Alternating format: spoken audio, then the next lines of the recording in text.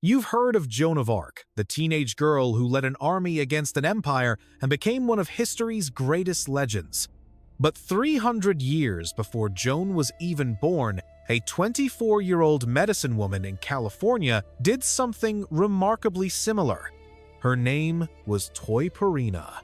And when the Spanish Empire came to steal her people's land, she decided to fight back with everything she had. On the night of October 25, 1785, she led warriors from 8 villages to storm a Spanish mission in Los Angeles. She was 24 years old, and she was about to take on one of the most powerful empires the world had ever seen. This is her story.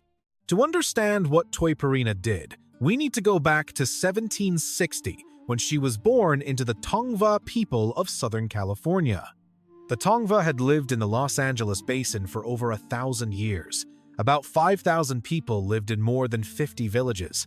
Their territory covered 1,500 square miles, the land we now call Los Angeles, from the mountains to the sea and the islands beyond. Toypurina was born into the elite. Her father was a village chief. Her brother would become one too. She was destined for leadership. From an early age, she showed remarkable gifts. She became a medicine woman, a shaman respected throughout the region for her wisdom. She could speak multiple Tongva dialects and trade with dozens of villages. People came from everywhere, seeking her spiritual guidance. But when Toypurina was just 9 years old, everything changed. Spanish soldiers and priests arrived in her homeland for the first time. In 1769, the Portola expedition marched through the San Gabriel Valley. An earthquake shook the ground as they passed through. It was an omen. Within 2 years, the Spanish built Mission San Gabriel right in the heart of Tongva territory. The invasion had begun. The Spanish mission system was brutal. They would baptize native people, then force them to abandon everything their language and culture. Once baptized, native people became property of the mission. They called them neophytes. They could never leave. They were essentially slaves. The mission's farms took over lands the Tongva had hunted for generations. Spanish sheep and cattle destroyed the local plants they depended on. Villages that refused to join the mission found themselves with fewer resources each year. The Spanish were slowly starving them into submission. And then there were the diseases. Smallpox, measles, and other European illnesses swept through Tongva communities with devastating effect. Entire villages were wiped out. Families were torn apart. By 1785, over 1,200 native people had been baptized at the mission. But the worst part wasn't the disease or the hunger. It was what the Spanish did to those who resisted their rule. The punishments were horrific. When Toypurina was 11 years old, Spanish soldiers captured and assaulted the wife of a Tongva chief near the mission. He tried to rescue her.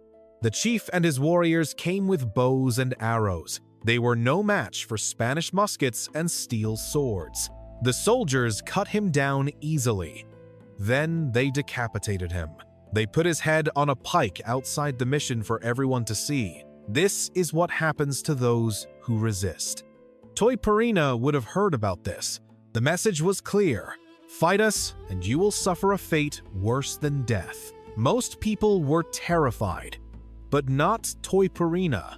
As she grew into adulthood, watching her people suffer, something hardened inside her. She began to dream of fighting back. By 1785, Toypurina was 24 or 25 years old. She was one of the most respected medicine women in the entire region. Her brother was now the chief of their village, Japkavet. Together, they watched as their community slowly withered under Spanish pressure. Then the Spanish made a fatal mistake. They banned the one thing the Tongva people could not live without: their sacred mourning dances. In 1782, the Spanish governor ordered soldiers to prohibit all traditional dances. Even the neophytes inside the missions were banned. For the Tongva, this wasn't just about dancing. These ceremonies helped the spirits of the dead transition to the afterlife. It was sacred duty. Without the morning dances, they believed their dead relatives' souls would be trapped forever between worlds, unable to find peace or rest. One man inside the mission was devastated by this ban. His name was Nicolas Jose. He had lost 2 wives, a child, and a third of his village. All of them had perished from European diseases the Spanish brought, and now he couldn't even perform the ceremony to help their spirits rest. Nicolas Jose had tried to rebel once before in the early 1780s. He was caught and severely punished, but he never gave up hope. He knew that if he wanted to succeed, he needed help from outside the mission. He needed someone the villages would follow. He needed Toypurina. In the summer of 1785, Nicolas Jose sent Toypurina an offering of beads and asked her to join his plot against the Spanish. Toypurina agreed immediately. She had been waiting for this moment her entire adult life. Finally, someone was willing to fight back alongside her. Over the following weeks, Toypurina traveled from village to village, using her reputation and her gifts of persuasion to recruit warriors. She convinced the leaders of 6 villages to join the rebellion. Eventually, warriors from 8 villages agreed to participate in the attack. The plan was bold. On the night of October 25th, they would storm Mission San Gabriel and drive out the Spanish invaders once and for all. Toypurina's role was crucial. The warriors believed she had spiritual powers that could immobilize the priests while they dealt with the soldiers. Whether she actually claimed to have such powers, or whether the warriors simply believed in her that strongly, we may never know for certain. What we do know is that Toypurina inspired them. Her presence gave them courage. With her leading them, they believed victory was truly possible. On the night of October 25th, 1785, warriors from 8 Tongva villages gathered in the darkness outside Mission San Gabriel. They carried bows and arrows. They had no guns, no steel weapons, just their courage, their anger, and their faith in Toypurina's spiritual powers. Toypurina came with them unarmed. She had no intention of fighting physically. Her role was to inspire the warriors and guide them spiritually. Under the cover of darkness, they crept toward the mission walls. The night was quiet. Everything seemed to be going according to plan so far. But someone had betrayed them. A Spanish soldier had overheard one of the village leaders warning Tongva residents about the impending attack. The soldiers inside the mission knew they were coming. They were waiting in ambush with loaded muskets and drawn swords. It was a perfect trap. When the Tongva warriors scaled the walls, they found themselves staring down the barrels of Spanish guns. The rebellion was over before it started. The Spanish soldiers quickly overwhelmed the attackers. Bows and arrows were no match for muskets and steel. At least 21 people were captured. Among those captured were Toypurina, Nicolas Jose, and 2 village chiefs, Temehasakichi and Alihivit. The leaders of the revolt were now prisoners. When the governor of Alta California heard about the failed rebellion, he traveled to the mission personally to oversee the interrogation himself. 17 of the captives were publicly whipped as a warning to other Tongva who might consider resistance. The punishment was brutal and humiliating. The 4 leaders, Toypurina, Nicolas Jose, and the 2 chiefs were held for further questioning. Their fate would be decided by Spanish justice. During her interrogation, Toypurina was asked why she had participated in the rebellion. Her answer was recorded by a Spanish soldier taking notes. According to those records, she said simply, "I was angry with the Padres and all those of this mission because we are living here in her land." Think about that for a moment. Standing before her captors, facing possible execution, she looked them in the eye and told them the simple truth. "This is my land. You are the invaders. You are the ones who don't belong here. I have every right to fight you." Those were her final words to them. Later accounts, possibly embellished over time, describe her kicking aside a stool the Spanish offered her. She preferred to stand while testifying. In these dramatic versions, she declared, "I hate you for trespassing upon the land of my forefathers and despoiling our tribal domains forever." She supposedly added, "I came to inspire the dirty cowards to fight, not to quail at the sight of Spanish sticks that spit fire and bring death." Whether these exact words were spoken or not, one thing is clear: Toypurina showed absolutely no remorse. She was defiant until the very end. The Spanish found Toypurina and Nicolás José guilty of being the principal leaders of the attack. The punishment for such crimes was severe indeed. Toypurina was thrown into solitary confinement at the mission. For 16 agonizing months, she was held in isolation and repeatedly mistreated. During this time, her child was taken from her. Yes, according to some accounts, Toypurina may have been pregnant or had a young child already.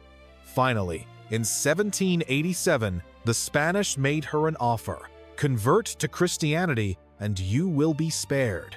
Refuse and face worse punishment. Toypurina agreed to be baptized. She took the Christian name, Regina Josepha. Regina means queen, perhaps a small act of defiance in her new name. As part of her sentence, she was exiled to Mission San Carlos Borromeo near Monterrey, the mission farthest from her homeland. She could never return. Think about what that meant. She would never see her brother again, never walk the lands of her ancestors again, never return to her beloved village. 2 years later, in 1789, Toypurina married a Spanish soldier named Manuel Montero. Together, they had 3 children over the years. Was this marriage genuine love?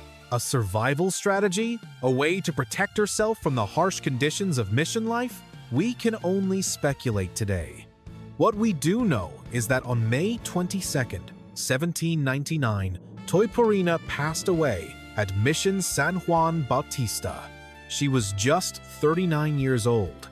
She never returned to the San Gabriel Valley. She never saw her homeland again. But her story was far from over. In fact, it was just beginning. The rebellion had failed. The Spanish had won. But something remarkable happened in the centuries that followed. Toypurina became a legend in history. While the Spanish tried to erase native culture, the Tongva people passed down her story from generation to generation.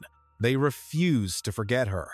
She became a symbol of resistance, proof that not everyone submitted quietly. Some people had the courage to stand up and say, "This is wrong." The Spanish called her a witch, a sorceress who had used dark magic to deceive the warriors. But to her people, she was something entirely different. She was a hero, a medicine woman who had risked everything to protect her people's sacred traditions, a leader who chose resistance over submission. Indigenous scholars have compared Toypurina to Joan of Arc. Both were young women. Both were spiritual leaders of their people and faced great odds. Both organized revolts against invading foreign powers. Both led rebel forces in the field. Both were betrayed. Both were subjected to sham trials.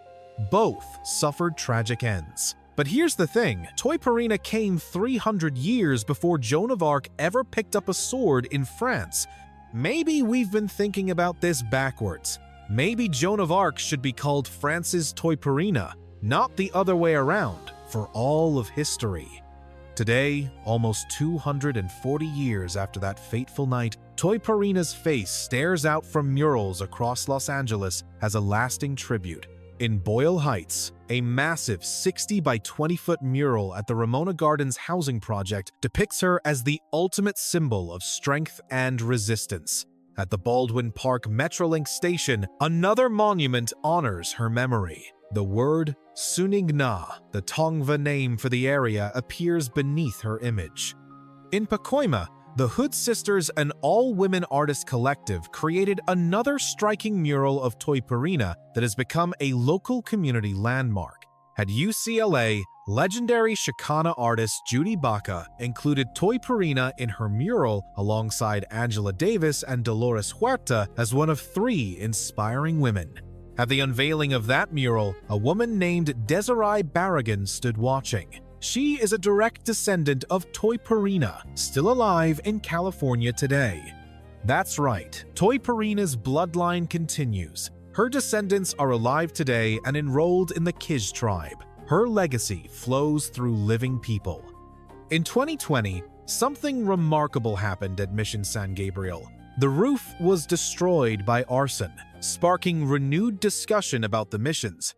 People began asking hard questions. Should we celebrate these missions, or should we remember them for what they really were, instruments of oppression?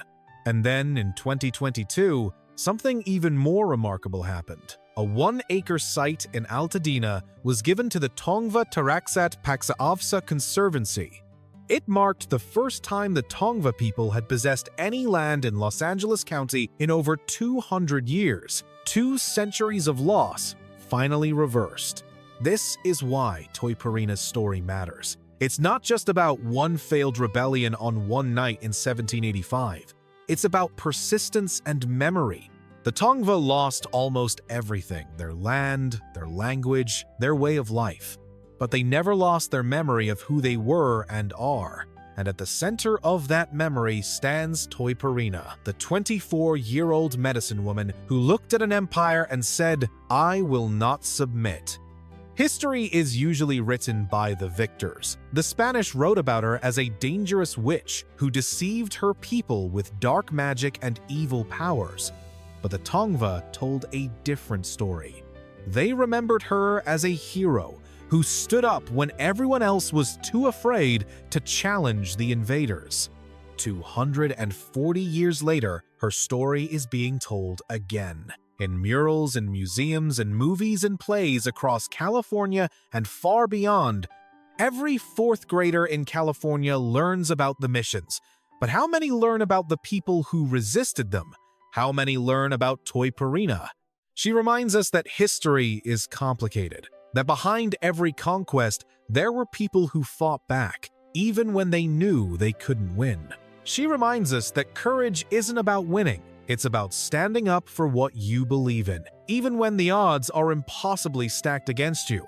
She reminds us that legends aren't created by victory alone. Sometimes the most powerful stories are about people who lost, but never surrendered hope.